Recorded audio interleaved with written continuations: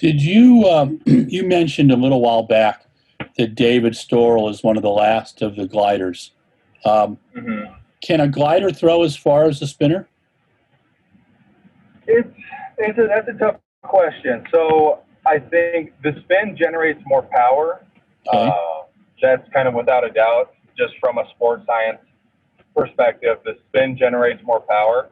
However, some people, to get technical with it, some people perform better linearly than they do rotationally. So it goes to a little bit in terms of spatial mapping and how your brain perceives movement. Some people are naturally much more inclined to rotate. They're comfortable rotating, and that's just how their brain processes well. Some people are just very linear focused, and some of it is just natural genetics. You are a sprint athlete, or you're more of a reactive rotational athlete, and some of it's learned, but I believe a lot of it's learned at a younger age. So if you have a kid that grew up spinning, he'll be a lot more comfortable than a kid that grew up gliding, and you try to spin when you're 22 years old. So I think the spin has its upside, but if you had the biggest, best athlete in the world, and their spatial awareness was more patterned linearly, I would say that for them, because you have an unbelievable athlete, you're going to want to see how far they can throw, and the glide is better for them. And so you watch David do the glide, and he has a beautiful glide with great technique. It fits him perfectly, and I've seen David try to spin, and he is not a spinner by any means. He just doesn't have the proprioception Yeah.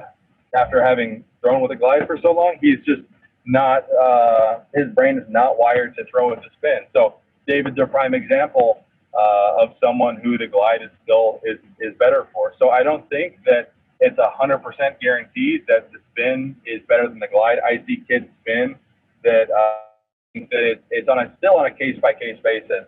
So many people are so quick to just the spin has its advantages, but the glide also has its advantages as well. And also, I'll just throw in there that the glide tends to do better at major championships. So if you train and peak your training and taper down the right way, it gets difficult with the spin to throw well when you feel really good and are really nervous and have a lot of energy. And that is where the glide really shines. You might throw a little bit less throughout the year, but you can guarantee that a glider will throw a season's best at a major championship. It's a lot more difficult to do that with a spin.